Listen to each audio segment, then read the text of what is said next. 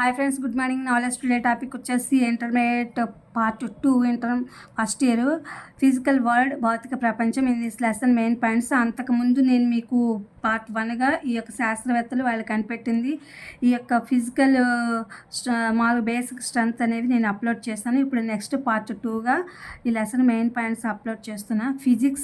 Physics are to unveil the rules that regulate nature by examining and experimenting with the study of natural views of nature.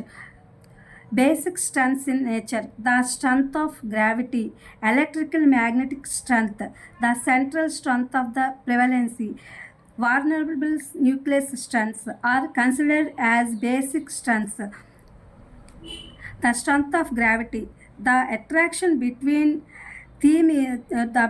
them is based on the mass of two objects in the strength of gravity. It is very weak strength to expand up to too much distance. Planets are large enough to calculate the size of this force in the case of very high masses like stars, galaxies. These are strengths are high in phenomena such as formations. Electric magnetic strengths: the strength of working between the ragging cells or object is the strength of the power. Magnetic strengths which are strong in the middle of range, which are very strong strengths which are about 10 power of 36 larger than gravity force.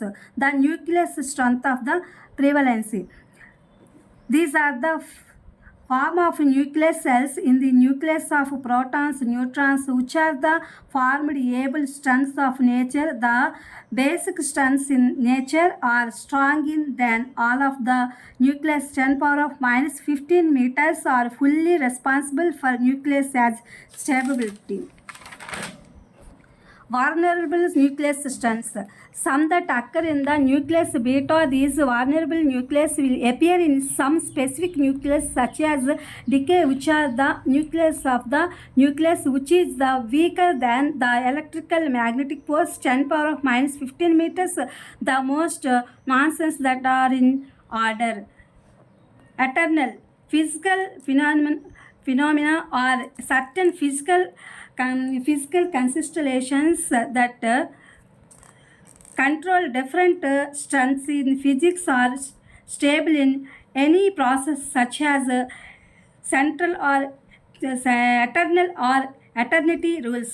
Example, in this case, the amount of power of the two force in constant, although the states of the power of the power falling underneath is changing over time. ఇది friends today English explanation. ఇదేంటంటే మనం ఇంటర్మీడియట్లో భౌతిక ప్రపంచం part 2లో ఉన్నాము. అసలు భౌతిక శాస్త్రం అంటే ఏంటంటే ఇది ప్రకృతికి సంబంధించిన సహజమైన దృగ్విషయాలను అధ్యయనం చేసి వాటి యొక్క పరిశీలన ద్వారా అంటే ప్రయోగాలు చేయడం వల్ల శాస్త్రజ్ఞులు ప్రకృతిని నియంత్రిస్తూ జరిపేటటువంటి ప్రక్రియ. ఆ జరిపేటటువంటి ప్రక్రియలో ఉండేటువంటి నిబంధనలను ఆవిష్కరించే యొక్క ప్రయత్నం అనేది చేస్తారు శాస్త్రవేత్తలు అని చెప్తున్నారు ఈ భౌతిక శాస్త్రంలో. అలాగే భౌతిక శాస్త్రంలో ఉండేటువంటి ఫండమెంటల్స్ అంటే బేసిక్స్ స్ట్రెంత్స్ అనమాట. ప్రాథమిక బలాలు ఏ విధంగా ఉంటాయి. ద స్ట్రెంత్ ఆఫ్ గ్రావిటీ అంటే ఇది గురుత్వాకర్షణ బలము. తర్వాత వచ్చేసి విద్యుత్ అయస్కాంత బలం, ఎలక్ట్రికల్ మ్యాగ్నెటిక్ స్ట్రెంత్. నెక్స్ట్ వచ్చేసి the central strength of the prevalence అంటే ప్రబల కేంద్రక బలాలు. నెక్స్ట్ వచ్చేసి ఇది వాల్నరబుల్ న్యూక్లియస్ స్ట్రెంత్ అంటే ఇది వచ్చేసి దుర్బల కేంద్రక బలాలు. ఈ యొక్క 4 అనేవి బేసిక్గా ఉన్నాయి. ఇవి ఫిజిక్స్లో మనం నేర్చుకోవాల్సింది ఇంటర్మీడియట్లో సంబంధించినంత వరకు. ఇప్పుడు చూద్దాము. ఫస్ట్ది ద స్ట్రెంత్ ఆఫ్ గ్రావిటేషన్. ఇదేంటంటే ఎనీ 2 ఆబ్జెక్ట్స్ వాటి యొక్క మాస్ అనేది అంటే ఏ 2 వస్తువుల ద్రవ్యరాశుల ఆధారంగా వీటి మధ్య గల ఆకర్షణ బలాన్ని గురుత్వాకర్షణ బలం అంటారు. ఇది ఒక డెఫినేషన్ అనమాట. ఇవి చాలా బలహీనమైన బలాలు. ఈ గురుత్వాకర్షణ బలాలు అనేవి చాలా బలహీనమైన బలాలు. వీటి ప్రభావం చాలా ఎక్కువగా ఉంటుంది, అలాగే ఎక్కువ దూరం వరకు విస్తరిస్తుంది కూడా. ఇవేంటంటే గ్రహాలు, నక్షత్రాలు, గెలాక్సీస్ ఇవన్నీ మనం సోషల్లో చదువుకున్నాం అనమాట. వాటి యొక్క ద్రవ్యరాశి చాలా ఎక్కువగా ఉంటుంది. అవి తేలిగ్గా అనిపించవచ్చు, కానీ వాటి యొక్క ద్రవ్యరాశి మాత్రం, బరువు మాత్రం చాలా ఎక్కువగా గల వస్తువుల విషయంలో ఈ బలాల పరిమాణం లెక్కించదగినంత పెద్దదిగా ఉంటుంది. వాటికి ఉదాహరణ, వాటికి ఇదిగానే గ్రహాల గమనము, నక్షత్రాలు ఏర్పడము, ఇలాంటి దృగ్విషయ బలాలు వీటిల్లో పనిచేస్తాయి, ఈ యొక్క గ్రావిటేషనల్ స్ట్రెంత్లు అనమాట. నెక్స్ట్ వచ్చేసి ఎలక్ట్రికల్ మ్యాగ్నెటిక్ స్ట్రెంత్. ఇది వచ్చేసి ఆవేశిత కణాలు ఏవైతే ఒక ఎలక్ట్రాన్, మనము మ్యాగ్నెటిక్ పవర్ చూసినప్పుడు మనం విజాతి ఆకర్షణ, సజాతి ఆకర్షణ అని చెప్పి మనం చదువుకుంటూ ఉంటాం. వాటిలో ఏంటంటే ఆవేశిత కణాలు వస్తువుల మధ్య పనిచేసే బలాన్ని విద్యుదయస్కాంత బలము అంటారు. అంటే సజాతి ఆవేశాల మధ్య, అంటే అవి సజాతీయంగా మనం వాటిని 2 అయస్కాంత బలాన్ని పెట్టినప్పుడు అవి వికర్షించుకుంటాయి. అదే కనుక వాటికి వ్యతిరేకంగా విజాతిగా కనుక వాటిని పెట్టినట్టయితే వాటి మధ్య ఆకర్షణ బలం అనేది చాలా బలంగా ఉంటాయి. ఇవి చాలా బలమైన బలాలు, వీటి పరిధి ఎక్కువగా ఉంటుంది. ఇవి గురుత్వాకర్షణ బలం కన్నా సుమారుగా 10⁻36 రెట్లు ఎక్కువగా పెద్దవి అని చెప్పి చెప్తున్నారు. నెక్స్ట్ వచ్చేసి the nucleus strength of the prevalency. ఇదేంటంటే ప్రబల అపకేంద్రక బలాలు. ఇవేంటంటే కేంద్రకంలోని కేంద్రక కణాలైన మనం చెప్పుకుంటున్నాం ప్రోటాన్లు, న్యూట్రాన్లు, వాటిని పట్టి బంధించేటువంటి బలీయమైన బలాలు. ఇవి ప్రకృతిలోని ప్రాథమిక బలాలన్నిటికన్నా బలమైనవి అన్నమాట, ఈ ప్రబల కేంద్రక బలాలు అనేవి.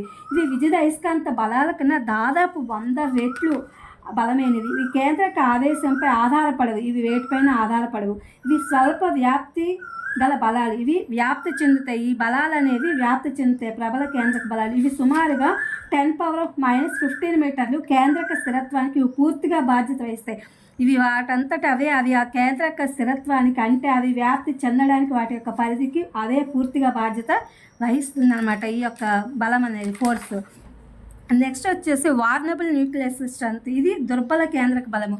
ఈ దుర్బల కేంద్రక బలము ఏంటంటే ఇవన్నీ కూడా మామూలుగా కేంద్రకంగా సంబంధించే కొన్ని బీటా, అవి క్షయం అంటే కొన్ని రకాలైనటువంటి నశిస్తూ ఉంటాయి, కొన్ని అవి క్షయం అవుతూ పెరుగుతూ ఉంటాయి. కొన్ని నిర్దిష్ట కేంద్రక చర్యల్లో ఇవి దుర్బల కేంద్రక బలాలుగా ప్రత్యక్షమవుతాయి.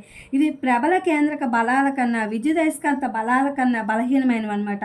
వీటి యొక్క వ్యాప్తి, అంటే ఇవి వాటి రెండింటికన్నా కూడా చాలా బలహీనవి. వీటి యొక్క వ్యాప్తి, వీటి యొక్క పరిధి అనేది కూడా చాలా తక్కువగా ఉంటుంది. దీని యొక్క వ్యాప్తి ఎలా ఉంటుందంటే 10⁻−16 మీటర్ల క్రమంలో ఉంటుంది అనమాట. అంటే అత్యంత స్వల్పంగా ఈ యొక్క వార్నబుల్ న్యూక్లియర్ స్ట్రెంత్ అనేది ఉంటుంది. తర్వాత ఎటర్నల్ వచ్చేసేసి, ఎటర్నల్ అంటే నిత్యత్వ రాశులు. అంటే మనము సదిశ రాశి, అదిశ రాశి అని చదువుకుంటుంటాం కదా మనము.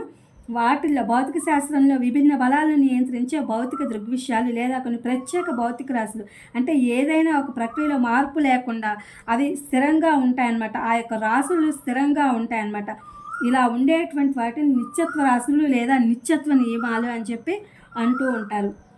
ఉదాహరణకి ఏంటంటే స్వేచ్ఛగా కింద పడే వస్తువులో స్థితి శక్తి, గతి శక్తి విలువలు ఉంటాయి. 2 శక్తులు ఉంటాయి స్వేచ్ఛగా కింద పడే వస్తువులు. అప్పుడు అది కాలంతో పాటు, అది ఎలా అయితే అది మారుతూ ఉంటుందో కాలంతో పాటు అవి మార్పు చెంది ఆ 2 శక్తుల యొక్క మొత్తం స్థిరంగా ఉంటుంది. అది ఏ స్థితిలో ఉన్నా, అది స్థితిలో ఉన్నా, గతిలో ఉన్నా వాటి యొక్క శక్తులు మొత్తం ఎప్పుడూ స్థిరంగా ఉంటాయి. కాబట్టి ఈ సందర్భంలో అక్కడ ఏ నియమం వర్తిస్తుంది అంటే శక్తి నిత్యత్వ నియమానికి అవి చెంది ఉంటాయి అని చెప్పి అంటారనమాట. ఇది ఫ్రెండ్స్ తెలుగు, ఇంగ్లీషు ఎక్స్ప్లెనేషన్. ఇవి మీకు ఉపయోగపడుతుందని ఈ వీడియో అప్లోడ్ చేసా. Please my channel like, share, subscribe and come. Thank you for watching. Thank you for your support.